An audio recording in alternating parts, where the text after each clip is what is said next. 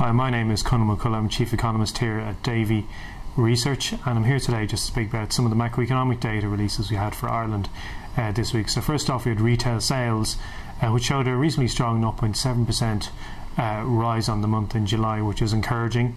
On a three-month basis, there was a 0.2% rise in retail sales volumes, excluding the volatile motor trade sector. So that gives us some encouragement that the level of retail sales has begun to level off through Q2 and Q3, following a very erratic pattern of spending over the course of the turn of the year, as households brought some spending forward into Q4 to avoid the rise in VAT to 23%, but then held back spending in Q1.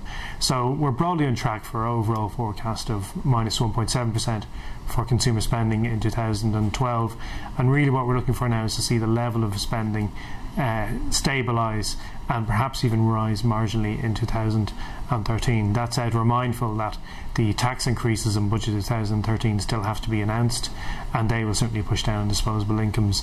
We also need to see where wages and the labour market goes this year, which will depend on broader macroeconomic circumstances such as developments in the euro area.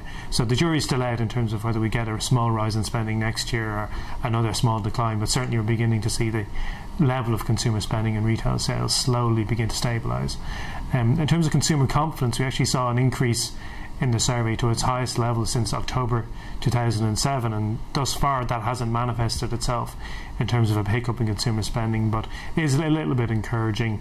It was based on the expectations component, and what we think has happened is that really the June 28th summit agreement, where EU leaders agreed to consider additional measures to help Ireland's debt sustainability, that's helped push up in confidence. Now we need to see in September if they follow through on those commitments, if they actually do provide material extra support to Ireland, and if that doesn't happen, confidence could fall back. So at the moment, consumers do seem a little bit more confident based on that commitment. We need to see that happen in September and October.